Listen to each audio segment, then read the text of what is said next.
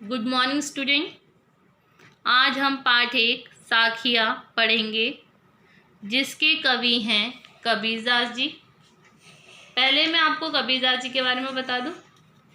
कबीरदास जी का जन्म 1398 अर्थात 1398 में हुआ था।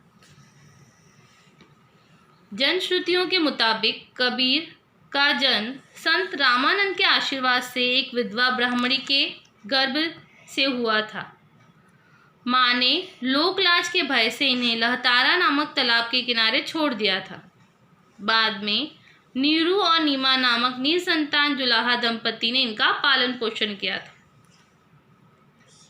कबीरदास जी के पास हिंदू तथा मुसलमान दोनों संस्कार थे। इनका विवाह लुई नामक स्त्री से हुआ था। कबीरदास जी के पुत्र का नाम कमाल तथा पुत्री का नाम कमाली था। कबीरदास जी के गुरु का नाम रामानंद था। कबीरदास की जो भाषा है वो सद्दूकड़ी भाषा है। सद्दूकड़ी भाषा यानी साधुओं की भाषा है। तथा कबीरदास जी की मृत्यु 1518 अर्थात 1518 में मगहर में 120 वर्ष की आयु में हुई थी। अब हम कबीरदास जी की साखियाँ पढ़ेंगे। पहली साखियाँ है कबीरदास जी की। साधु ऐसा चाहिए जैसा सूप सुभाए, सार सार को गही रहे थोथा दई उड़ाए। अर्थात कबीरदास जी कह रहे हैं कि जो सज्जन व्यक्ति है वह कैसा होना चाहिए, उसका स्वभाव सूप के समान होना चाहिए। जैसे सूप सार सार को गही रहे यानी अच्छी वस्तुओं को अपने पास रखता है, थोथा दही उड़ाए, और थोथा यानी होता है बेकार की वस्तुएं, बेकार की वस्तुओं को उड़ा देता है। उसी प्रकार साधु या सज्जन व्यक्ति का स्वभाव ऐसा ही होना चाहिए कि वो अच्छी चीज़ों को, अच्छी स्वभाव को अपने साथ रखें और बुरे व्यक्ति को, बुरी संगत को अपने से दूर रखें।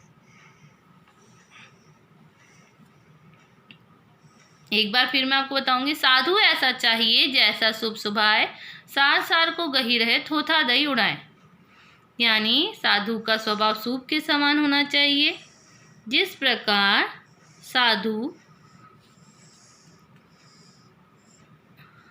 प्रकार सूप अच्छी वस्तुओं को अपने पास रखता है और बेकार की वस्तुओं को दूर कर देता है, उसी प्रकार साधु या सज्जन व्यक्ति अपने आसपास अच्छे व्यक्तियों का गुण अपनाते हैं तथा बुराइयों को, अवगुणों को त्याग देते हैं। अब हम सेकंड साख्या देखेंगे। साधु भूखा भाव का, धन का भूखा नाए, धन का भूखा जो फिरे सो तो साधु नाए। यहाँ पर कबीरदास जी कह रहे हैं कि जो सज्जन व्यक्ति हैं, साधु व्यक्ति हैं, वो धन की इच्छा नहीं करते, वो सभी से प्रेम की इच्छा रखते हैं, सम्मान की इच्छा रखते हैं। और जो व्यक्ति धन की इच्छा रखता है वह व्यक्ति सज्जन या संत कहलाने के लायक नहीं होता है।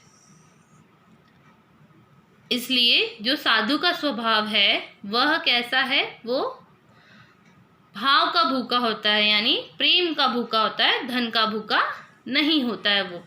और जो धन का भूखा होता है वो व्यक्ति साधु या संत कहलाने के लायक नहीं होता है। थर्ड साखिया है। वृक्ष कभू न फल भके, नदी न संचे नीर, परमार्थ के कारणे साधु धरा शरीर। यहाँ पर कवि कह रहे हैं कि वृक्ष कभी अपने फल नहीं खाता। भके मीन्स होता है खाना। नदी न संचे नीर, नदी अपना स्वयं पानी नहीं पीती। उसी प्रकार जो साधु है, जो संत हैं, उनका शरीर किसके लिए है, वो दूसरों के लिए अपना जीवन त्यागते हैं, वो दूसरों के लिए अपना जीवन जीते हैं। यानी परमार्थ करने के लिए उन्होंने अपना शरीर धारण किया है। वो आजीवन अपने बारे में नहीं सोचते, वो दूसरों के बारे में सोचते, वो परमार्थ करते कि दूसरों का कल्याण वो कैसे कर सकें। सही मायने में वही साधु है, वही सज्जन व्यक्ति है। झूठे सुख को सुख कहे, मानत है मनमोद। जगत चवे ना काल का, कछु मुख में कछु गोद। यहाँ पर कवि कह रहे हैं कि हम जो व्यक्ति हैं, हम जो मूर्ख व्यक्ति हैं, वो हम क्या सोचते हैं कि हमारे पास जो सुख सुविधा के साधन हैं, जो हमारे पास सुख है, यही सब हमारे सही मायने में सुख है, जबकि ये सब दिखावा है, ये सब झूठे हैं। ये सब सिर्फ हमें मन को हमारे आनंद पैदा करते हैं, लेकिन सही मायने में ये सुख नहीं है। जगत चवेना काल का, कछु मुख में कछु गोद। यहाँ पर कवि कह रहे हैं कि जीवन में सत्य है तो सिर्फ मृत्यु है, और वास्तव में यह संसार मृत्यु का भोजन है, जिसमें थोड़ा तो मृत्यु ने खा लिया है तथा कुछ और वो खाने वाली है।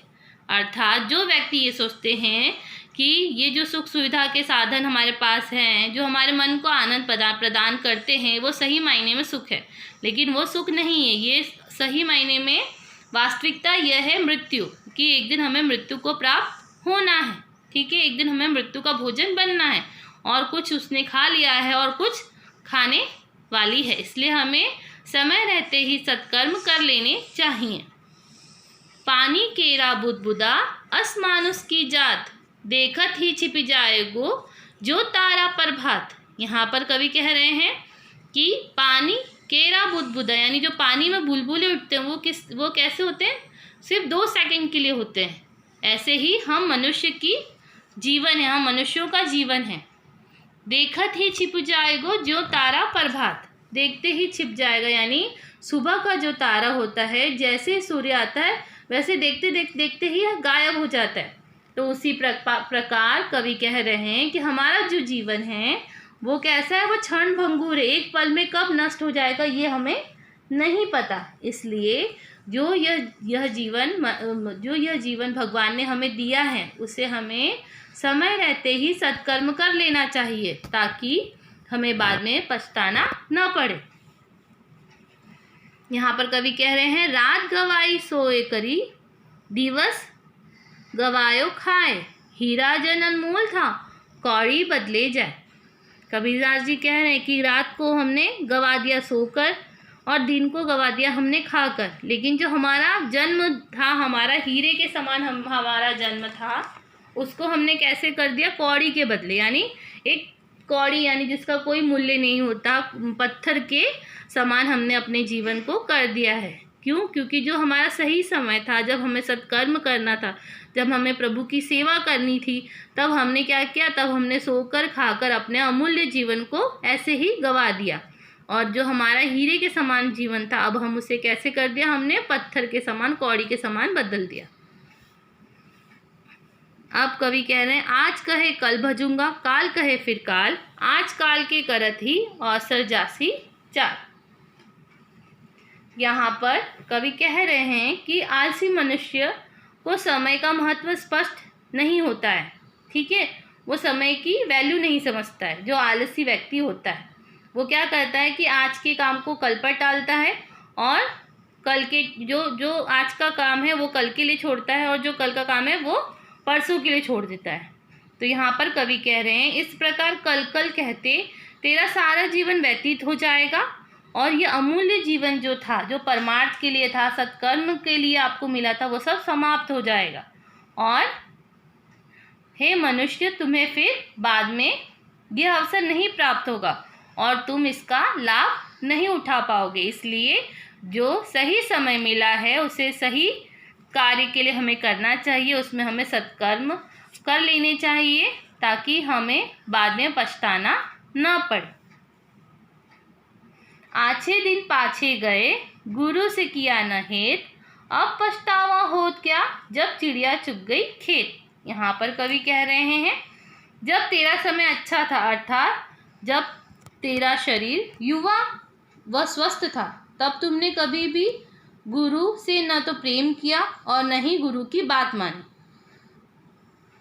यहाँ पर गुरु यानी भगवान, यानी ना हमने भगवान की अर्चना की, ना हमने भगवान की पूजा की, ना हमने सत्कर्म किया। अब बुढ़ापा आने पर हम गुरु का स्मरण करने से हमें कोई लाभ नहीं होने वाला।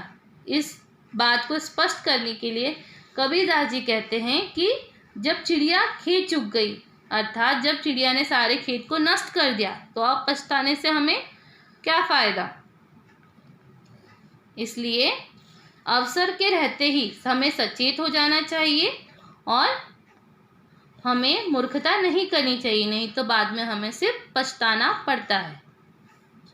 माटी कहे कुम्हार से, तू क्या रोंदे मोए, एक दिन ऐसा आएगा होएगा मैं रो दूंगी तोय। यहाँ पर जो मिट्टी है वो कुम्हार से कह रही है। जब कुम्हार को घड़ा बनाना रहता है, मिट्टी को आकार देना रहता है, तो उससे पैरों से उससे खूब कुचलना पड़ता है, उसे मुलायम करना पड़ता है। तो वो कुम्हार से कह रही है कि तू क्या मुझको रोंद रहा है। अपने साथ होने वाले इस बर्ताव से वह दुखी है और कुम्हार से कहती है कि तू क्यों मुझे रोंद रहा है। जब तेरी मृत्यु हो जाएगी तो तू भी मुझ में अर्थात मिट्टी में ही मिल जाएगा और तब मैं भी इसी प्रकार तेरा अपमान करूँगी। सीख यह है कि मनुष्य को कभी भी अपने से छोटा अथवा अपने सहायकों के साथ दमनकारी अथवा अपमानजनक व्यवहार नहीं करना चाहिए।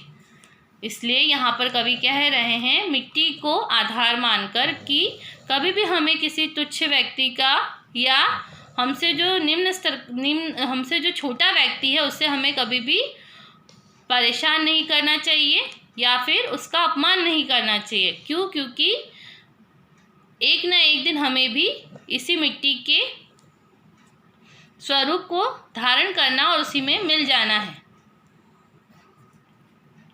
यह तन काचा कुंभ है, लिए फिरे था साथ, टपका लागा फूटिया कछु नहीं आया हाथ। यहाँ पर कबीरदास जी कह रहे हैं कि जिस शरीर को हम साथ लेकर फिरते हैं वह किसके समान है, वह एक कच्चे घड़े के समान है, यानी वह क्षण भंगुर है, अर्थात कब वह नष्ट हो जाएगा हमें इसका पता नहीं चलेगा।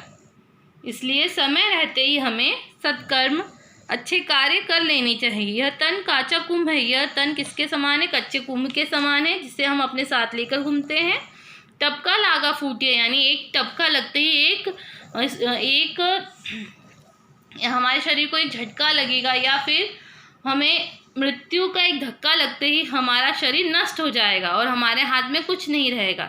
अर्थात हमें समय रहते ही सत्कर्म कर लेने चाहिए ताकि बाद में हमें पछताना ना पड़े। यहाँ पर इस साखियों का यही मतलब है, कबीरदास जी यही हमें समझाना चाह रहे हैं कि जो साधु व्यक्ति है, जो सज्जन व्यक्ति है, वह समय रहते ही सत्कर्म कर लेना चाहिए उसे, और उसे धन की लालच नहीं करनी चाहिए। हमेशा अपने जीवन में भगवान की अर्चना और पूजा करते रहना चाहिए। जो हमें अमूल्य जन्म मिला है उसका हमें सदुपयोग करना चाहिए। हमें ये जो हमारा जो जन्म हुआ वह हीरे के समान है, हमें उसे कौड़ी में नहीं बदलना चाहिए और हमें हमेशा सही और अच्छे कर्म करने चाहिए।